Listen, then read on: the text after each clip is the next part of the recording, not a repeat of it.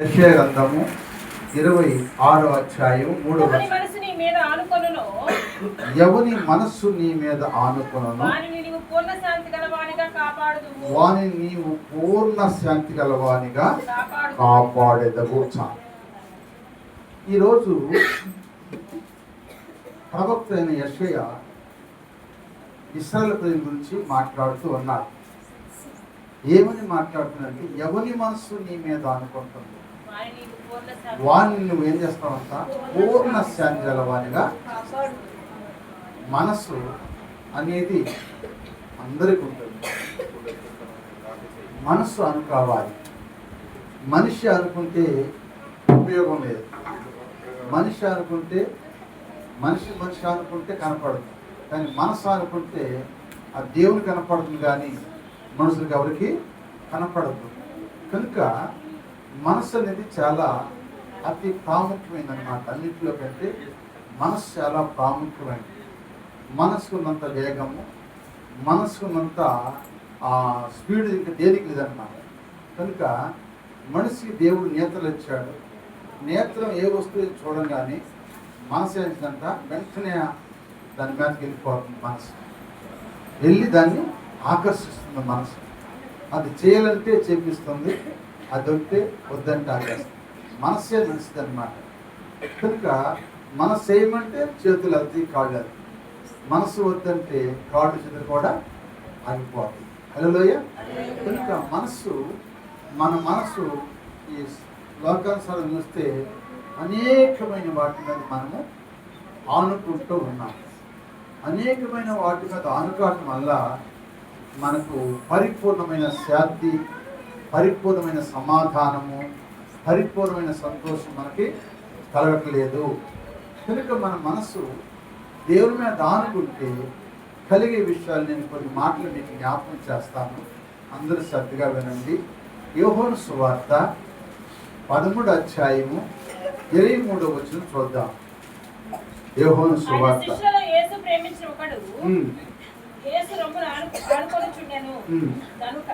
ఎక్కడ అనుకుంటున్నాడంట, ఆయన ప్రేమించిన ఒకడు.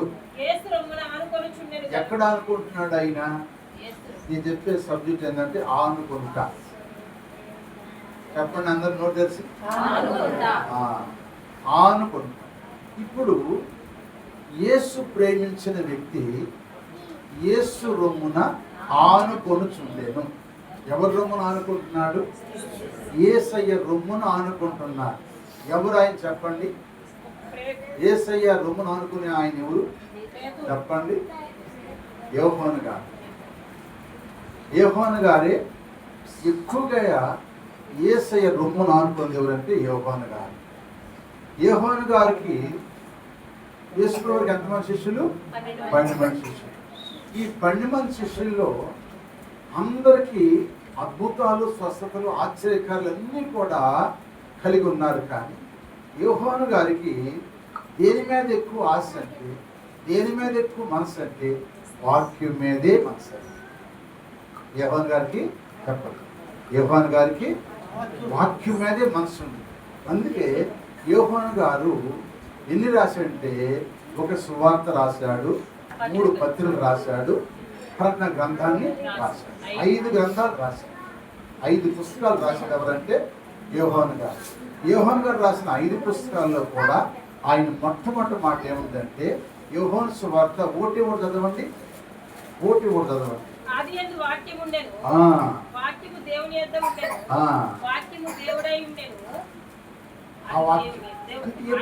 మనసు ఎక్కడ ఉందంటే వాక్యం మీద ఉందన్నమాట. మరి మన మనసు ఎక్కడ ఉంటుందో తెలవదు. మన మనసు ఎక్కడ అనుకుంటుందో తెలవదు. కానీ వాక్యం మీద అనుకుంటుంది ఎవరి మనసు అంటే చెప్పండి? యోహాను గారి మనసు. అందుకే మొట్టమొదటిగా ఆయన రాసిన పత్రిక సువార్తలో ఆది యందు వాక్యము దేవుడు అని చెప్పాడు. అదే యోహాను రాసిన మొదటి పత్రిక మొట్టమొదటి అధ్యాయం మొట్టమొదటిలో కూడా ఏమని రాశాడంటే చూడండి, అక్కడ కూడా రాసిన మాట, జీవవాక్యమును గూర్చినది ఆది నుండి ఏది ఉండెనో మేమేది వింటిమో ఏది వింటిమో కన్నులారా ఏది చూచితిమో ఏది నిదానించి కనుగొంటిమో చేతులు దేన్ని తాకి చూచినో అది మీకు తెలియజేయుచున్నాను. అంటే ఇక్కడ కూడా ఏం చెబుతున్నాడు? జీవవాక్యాన్ని గురించే చెబుతున్నాడు. అదే ప్రకటన గ్రంథం మొట్టమొదటి అధ్యాయం 2వ వచనం కూడా అని చెప్పాడు. ప్రకటన గ్రంథం చూడండి ఎక్కడ ఏం చెబుతున్నాడు? దేవుని వాక్యమును గూర్చి, యేసుక్రీస్తు సాక్ష్యమును గూర్చి తాను చూచినంత మట్టుకు సాక్ష్యం ఇచ్చాను. అది చూసారండి. అంటే యోహాను గారి మనసు ఎక్కడ ఉంది చెప్పాలి. యోహాను గారి మనసు ఎక్కడ ఉంది అమ్మా చెప్పండి. యోహాను గారి మనసు ఎక్కడ అనుకుంది అమ్మా? వాక్యం మీద ఆనుకున్నది. అదే యేసు రొమ్మున ఆనుకున్నాడు. యేసు రొమ్మున ఆనుకోవటం అంటే వాక్యం మీద ఆనుకున్నాడు. వాక్యమే దేవుడు, దేవుడే వాక్యం. ఆ వాక్యమే జీవం గలది. ఆ వాక్యం మనం పరలోక రాజ్యానికి తీసుకెళ్ళి ఆ వాక్యమే మనం బ్రతికించేది. ఆ జీవాక్యాన్ని పట్టుకొని కనుక యోహాన్ని మరి నూనె కాళ్ళు తిప్పినా కూడా చచ్చిపోలేదా? చచ్చిపోయాడా? అందరు భక్తులు చచ్చిపోయారు కానీ యోహాను గారు చనిపోవాలి. అతని దేవుడు ప్రత్యేకించి. ఎందుకంటే ఆయనలో ఏముందంటే వాక్యం ఉన్నది. వాక్యము ప్రతి వారిని బ్రతికింది కానీ వాక్యం చచ్చిపోదు. కొంత చెప్పండి. వాక్యం చచ్చిపోదు కనుక వాక్యం ఉంది కనుక ఆ వాక్యం ఆయన్ని బ్రతికించింది. అందుకే దావీదు భక్తుడు చెప్పిన మాట కూడా ఏంటంటే నీ వాక్యమే నన్ను బ్రతికి. చాలా జాగ్రత్తగా నన్నమ్మ. వాక్యమే నన్ను.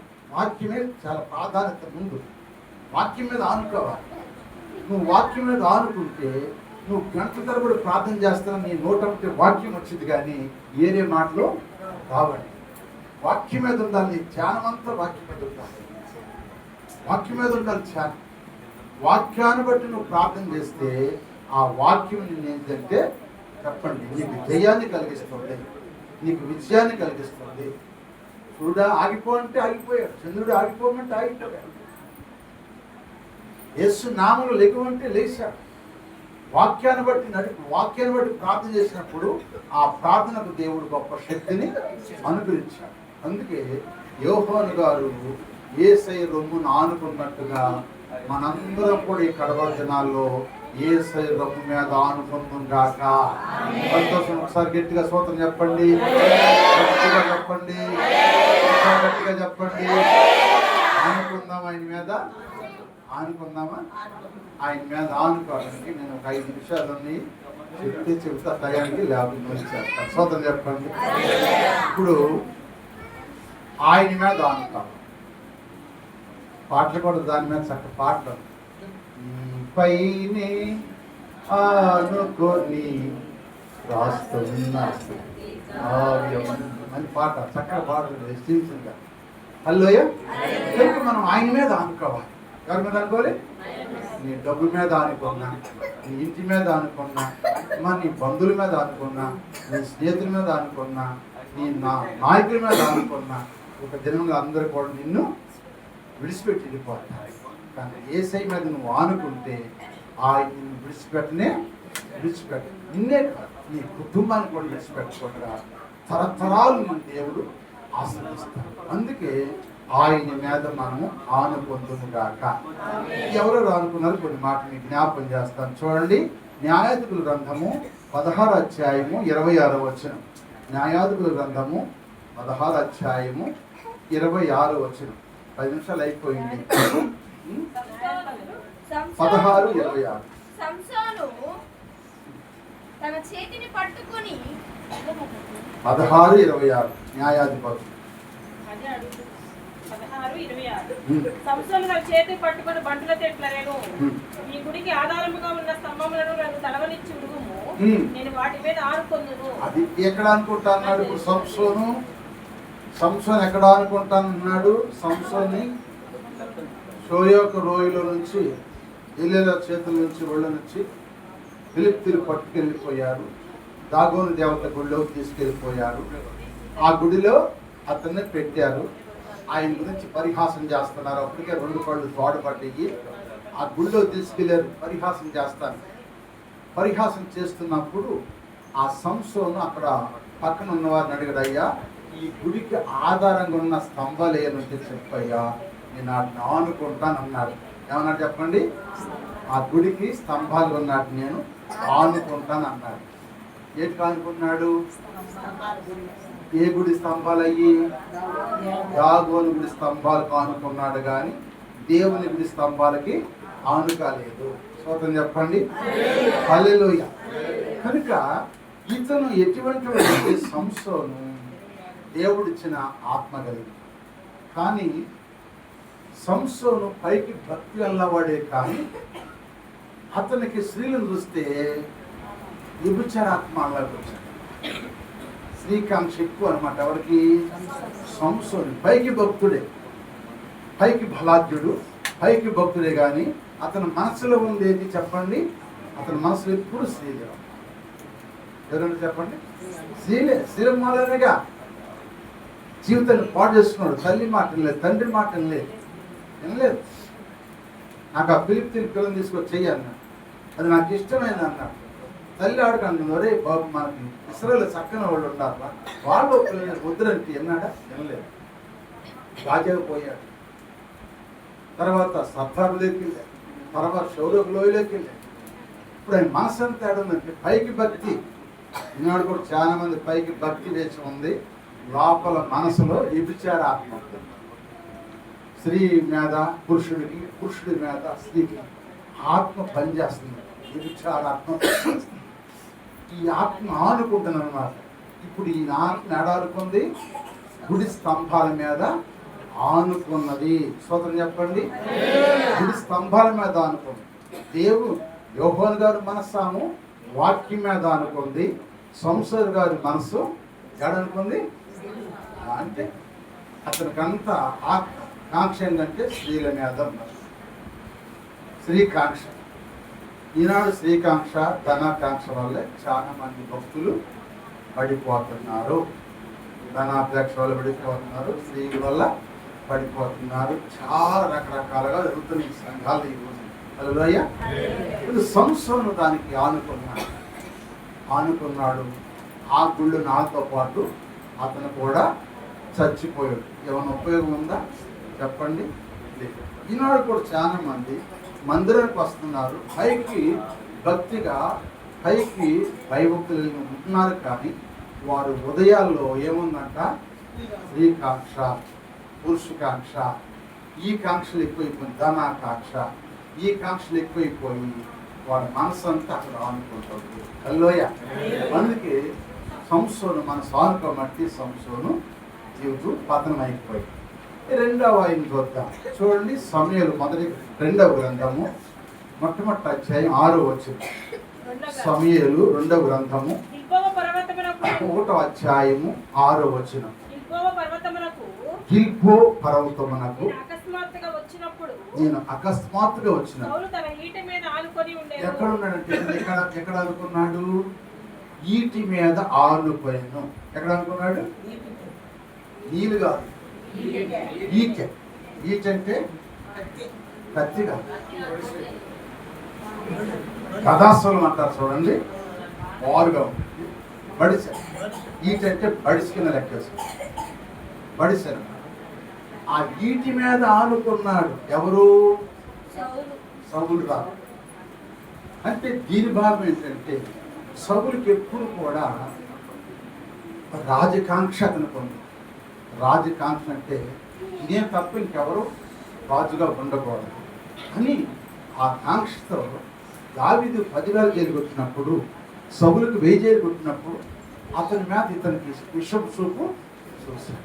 బాగా దేశం హస్సు అనేది ఎవరికి ఉందంటే సౌలుకి ఉన్నది.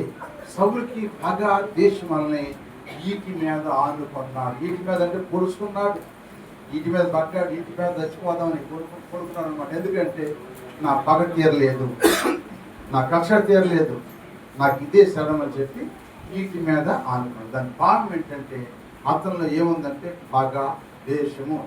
ఈనాడు కూడా సంఘాల్లో పగలు, దేశాలు, అసూయలు ఎక్కువైపోయి వాటి మీద ఆనుకోవటం ఎక్కువైపోయింది. కానీ వాక్యం మీద ఆనుకునే వాళ్ళు తక్కువ అయిపోయారు. దేవుని స్తోత్రం చెప్పండి, సంతోషంగా అర్థమవుతున్న వాక్యం మీకు. దేవుని స్తోత్రం, హల్లెలూయా.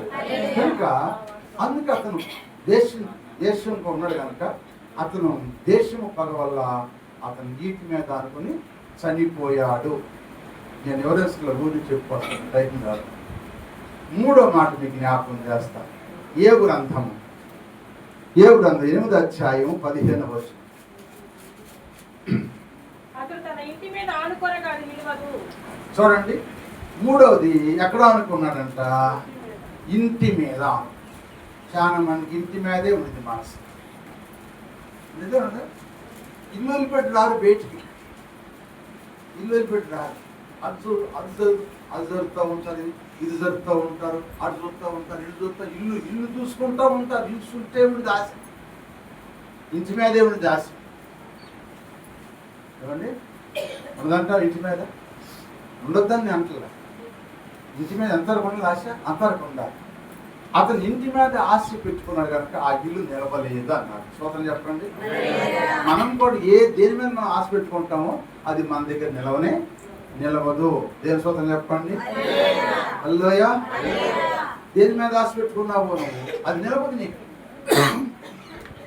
ఆనుకున్నాడు, ఇంటి మీద ఆనుకున్నాడు. ఇంటి మీద ఆనుకుంటే ఏమైంది చెప్పండి? ఆ ఇల్లు నిలవకుండా గట్టిగా పట్టుకున్నా కూడా విడిపోయింది అట. దేవుని స్తోత్రం చెప్పండి. నువ్వు ఎవరి మీద ఆనుకుంటున్నావు? ఈ ఉదయకాలం దేవుని మందిరానికి వచ్చావు, నీ మనసు ఎక్కడ ఆనుకుంటుంది? నీ మనసు ఏసే రొమ్మును ఆనుకుంటుందా, వాక్యం మీద ఆనుకుంటుందా, లేకపోతే స్త్రీకాంక్ష ధనాకాంక్ష మీద ఆనుకుంటుందా, లేకపోతే పగ ద్వేషం అసూయ మీద ఆనుకుంటుందా, లేకపోతే నీ ఇంటి మీద నీ మనసు ఆనుకుంటుందా? నీకు నువ్వు పరీక్షించుకోవాలి. ఒక కుటుంబం భార్య భర్తలు వాళ్ళు పెద్దోళ్ళు అయిపోయారు. పెద్దోళ్ళు అయిపోయిన తర్వాత ఇద్దరు కొడుకులు కోడలు వచ్చారు కనుక ఆ ఇంట్లో ఉంటున్నప్పుడు భార్య బయటకు వచ్చినప్పుడు ఒక ముగ్గురు వ్యక్తులు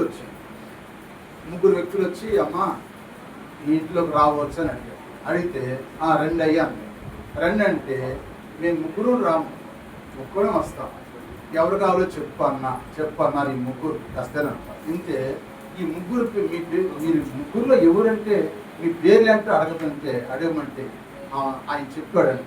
ఒక ఆయన పేరు ఏంటంటే ఆరోగ్యము. చెప్పండి, ఒక ఆయన పేరు. రెండు ఆయన పేరు ఔషధము. మూడు ఆయన పేరు ప్రేమ.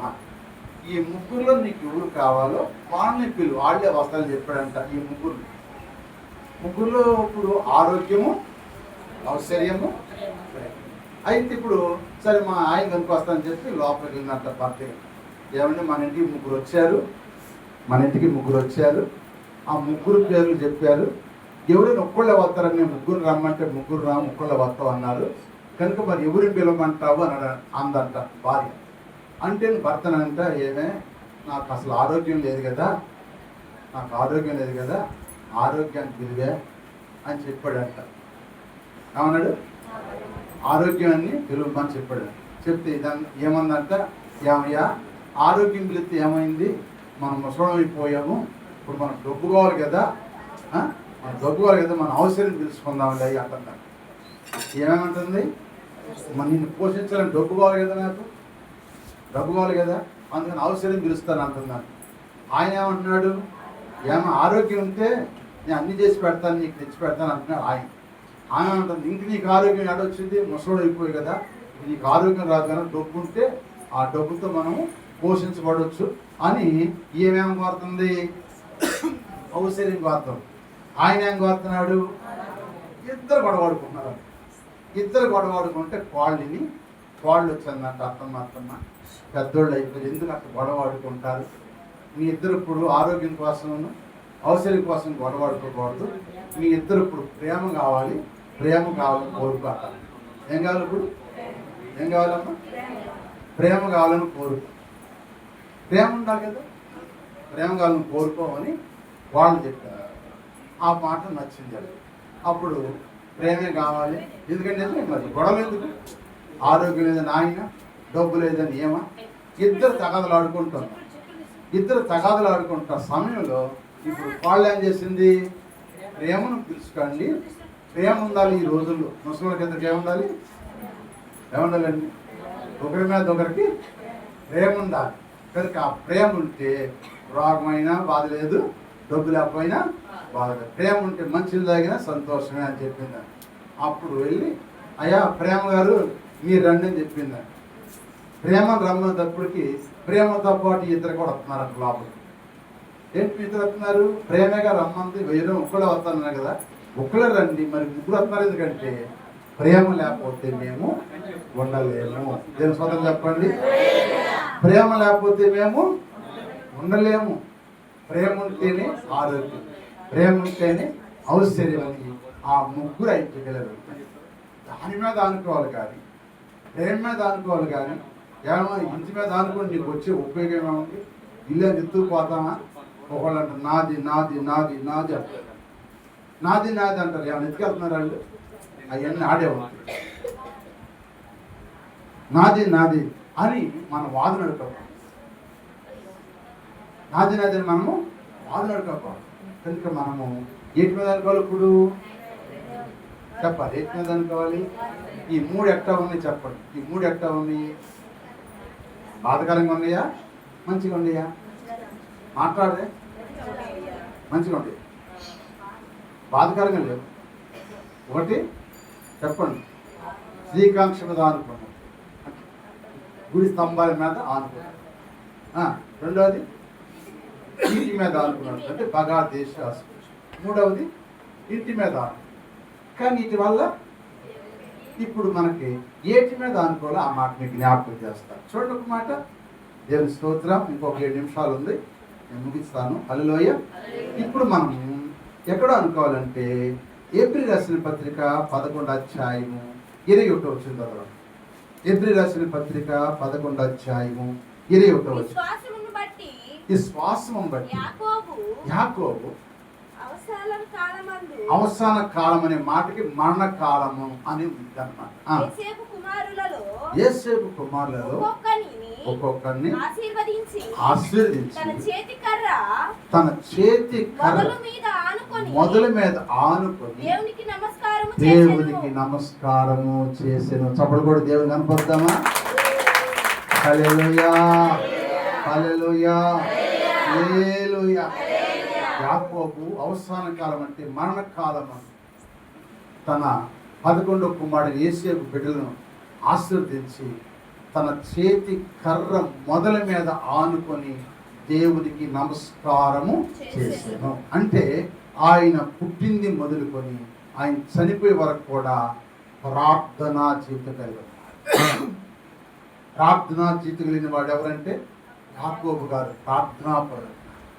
చేతి కర్ర మొదల మీద ఆనుకుని దేవునికి నమస్కారం చేసినట్టు ప్రార్థన చేసి తన పితరుల దగ్గరికి వెళ్ళిపోయాడు. దేవుని స్తోత్రం చెప్పండి.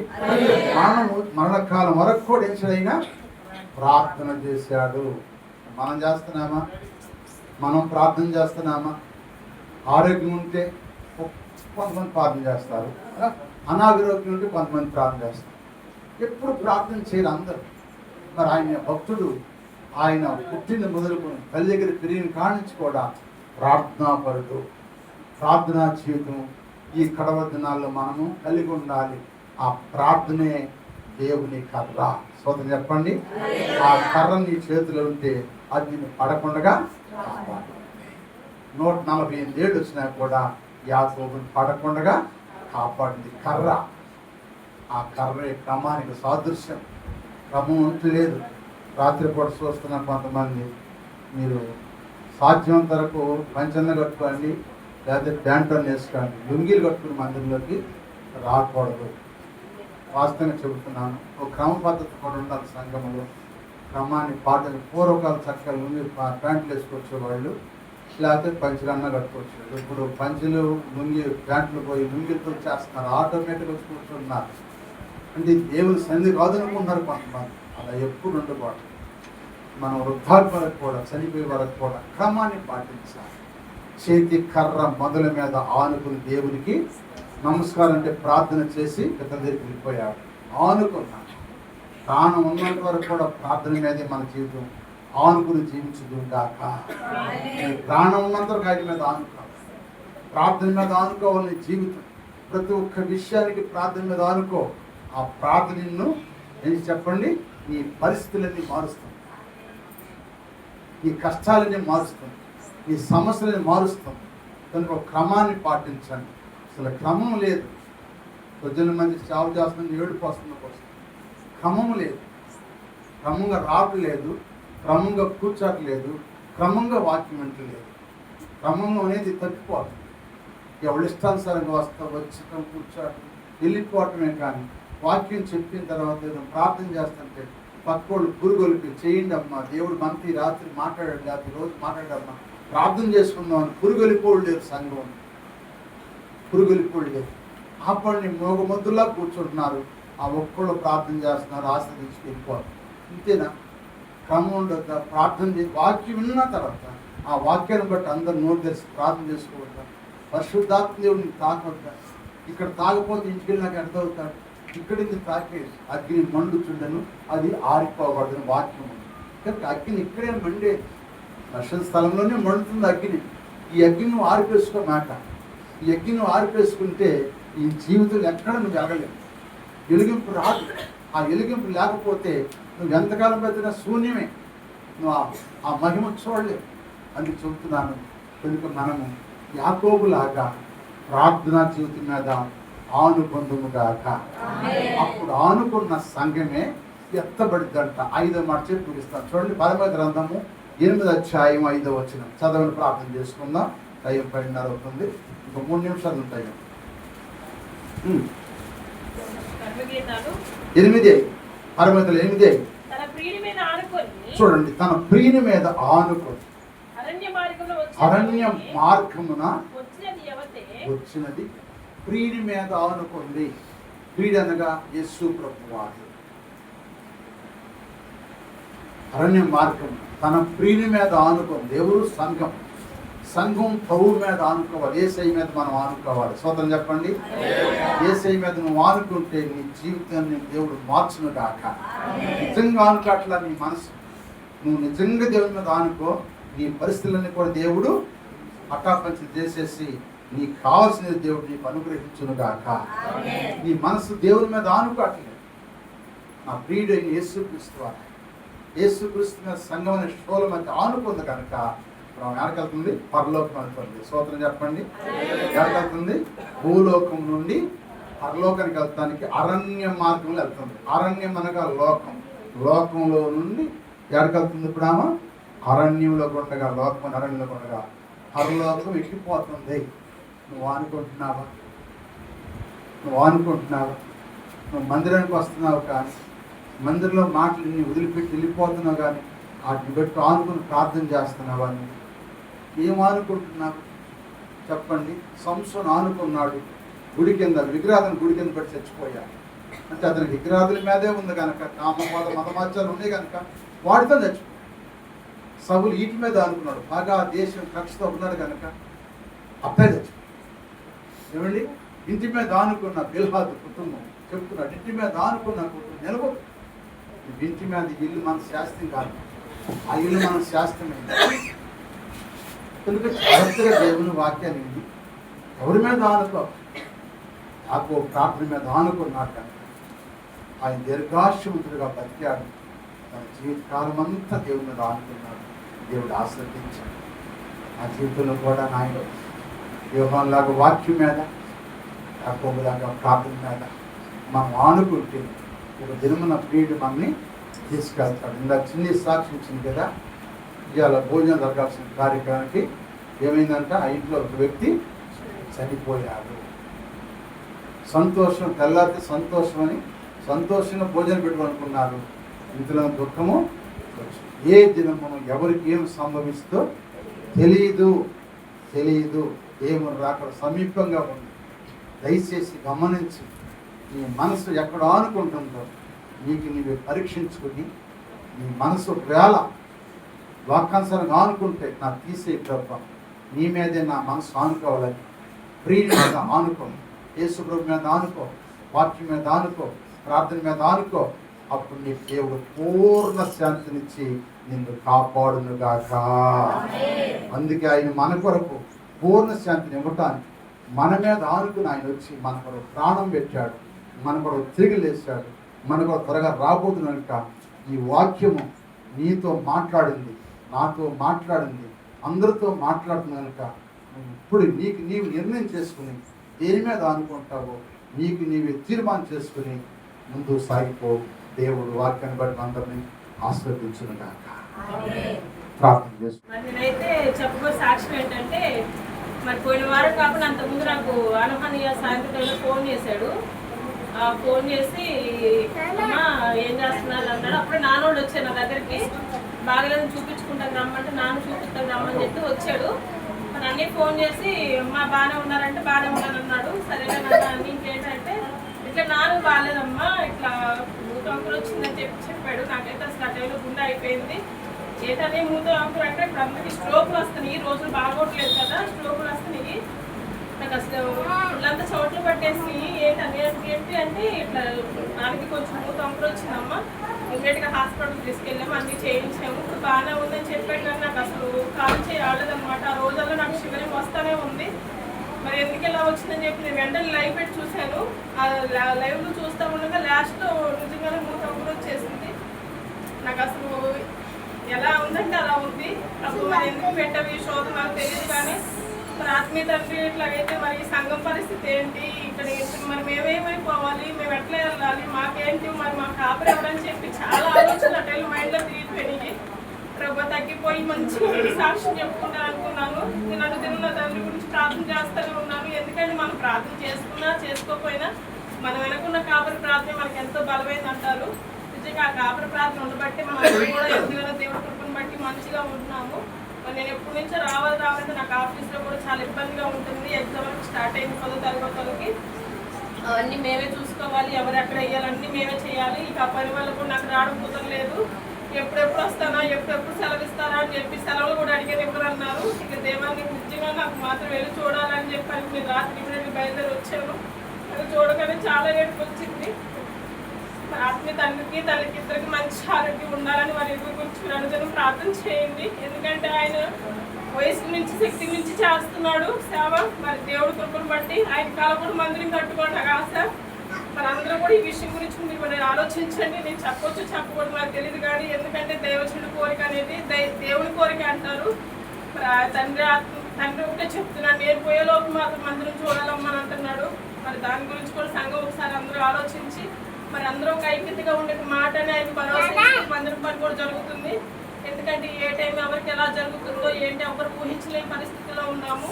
కాబట్టి దాని గురించి కూడా మీరు ఆలోచించండి. చిన్నదాన్ని చెప్పారనుకుని మరి వేరేలా ఎవరు అనుకోవద్దండి. ఎందుకంటే నేను సంఘంలో సభ్యురాలు కాబట్టి మాకు ఒక బాధ్యత ఉంది కాబట్టి నేను చెబుతున్నాను. దాని గురించి కూడా మీరు ఎవరు తప్పుగా అనుకోవద్దు. ఎందుకంటే మనం ఆయన కోరిక తీర్చాలి. మన జనం వెళ్ళిపోతున్నారు, మందిరం సరిపోవట్లేదు.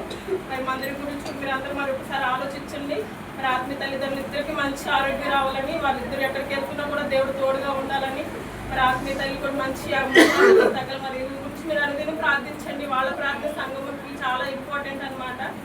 అట్లాగే రెండో సాక్ష్యం ఏంటంటే, మరి మొన్న మా మావికి అయితే సాయంత్రం ఆఫీస్కి వచ్చేసరికి మొత్తం చాలా డల్గా కనిపిస్తుంది. ఏంటమ్మా అంటే ఏం లేదండి. సరేలేని చెప్పి ఏం లేదని చెప్పి కామ్గానే ఏదో మాట్లాడుకుంటూ ఉన్నాము. తర్వాత చెప్తుంది కొంచెం పిల్లలు నడుస్తున్నారు మాకు అమ్మ మావి బీపీ వచ్చిందండి. నాకు అసలు బీపీ వచ్చినా సరే మళ్ళీ అది టెన్షన్ అయిపోయింది. ఎందుకంటే ఆల్రెడీ ఆయనకు 2 సార్లు స్ట్రోక్ వచ్చింది. 3వ స్ట్రోక్ వస్తే చెప్పలేమన్నమాట. మరి అప్పటికప్పుడు మరి ఎవరు లేము. ఆయన చూస్తే విజయవాడ వెళ్ళాడు, నేను చూస్తే డ్యూటీకి వెళ్తాం. ఇద్దరిని వదిలిపెట్టేసి వెళ్తున్నాము. ఇద్దరికి ఇబ్బందులు ఆరోగ్యం పరంగా. మరి మావి కూడా మంచి ఆరోగ్యాలను ప్రార్థన చేయండి. ఆ టైంలో ఏం కాకుండా మళ్ళీ స్ట్రోక్ ఏమి రాకుండా బీపీ పెరగకుండా సాక్ష్యం చెప్పుకుంటారంటే మరి వెంటనే డాక్టర్ పిలిపి చూపించాము. దేవుదలంతా నార్మల్గానే ఉందన్నారు. మరి మా అక్క గురించి మా మామ గురించి కూడా ప్రార్థన చేయండి. మరి ఇది కూడా చాలా బలహీనంగా ఉంటున్నారు. కానీ దేవుళ్ళ ఆత్మీయం ఇంకెక్కువ మాకు సాగుతూ ఉంటుంది. ఆవిడ ఇంకా బలంగా ఆత్మీయతలు ఎదగాలని ప్రార్థన చేయండి. మరి నాకైతే మొన్నైతే చర్చికి వెళ్ళినప్పుడైతే వెంటనే కాళ్ళు చేతులు చల్లబడిపోయి లో బీపీ వచ్చేసింది. పదండి నేను కూర్చోలేకపోతుందని చెప్పి ఇంటికి వెళ్ళిపోయాను. ఇంటికి వెళ్ళిన తర్వాత కాసేపు మధ్యలో ఉప్పేసుకుని తాగిన తర్వాత కాసేపు పడుకున్నాను, బాగానే ఉంది. మళ్ళీ ఆఫీస్లో మొన్నట్టుగా సడన్గా కళ్ళు తిరిగి పడిపోయాను. దేవ నాకు ఎలాంటి అనారోగ్యం లేకుండా సాక్ష్యం చెప్పుకున్నాను. దేవుడు నాకు కూడా మంచి ఆరోగ్యంగానే ఉంది. మరి నా గురించి నా కుటుంబం గురించి మీరు అందరినీ ప్రార్థన చేయండి. నిజంగా మాకు మా వదిన చెప్పేదాకా మరి వేసుకోవాలని గురించి ఎవరు ఫోన్ చేయనండి. నా పనులు నాకు సరిపోతూ ఉంది. మరి నిజంగా ఏ టైం ఏంటి ఎవరు చెప్పలేకపోతున్నాము. ఎక్కడ ఎలా జరుగుతుందో కూడా ఎవరు ఊహించిన పరిస్థితిలో ఉంటున్నాము. ఎందుకంటే మా కుటుంబానికి జనవరి నెల వచ్చి రాదు అసలు. మా రాజుకి రోజుకి షోర్ మనకి యాక్సిడెంట్ అయిన దగ్గర నుంచి అసలు ఆ నెలలో ఏదో ఒక ఖచ్చితంగా కీడు జరుగుతూనే ఉంటుంది. తర్వాత మన అందుకు జరిగింది, తర్వాత ఇంకొకరికి అట్లా జరుగుతూనే వస్తున్నాయి.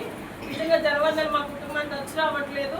అసలు ఆ జనవరి నెలలోనే ఏదైనా కీడు సంభవిస్తుంది. ఏ కీడు అపాయం రాకుండా మరి మా యేసుని గురించి ప్రార్థన చేయండి. ప్రతి ఒక్కరి గురించి మీరు అందరూ ప్రార్థన చేయండి. నేను ప్రార్థిస్తున్నాను.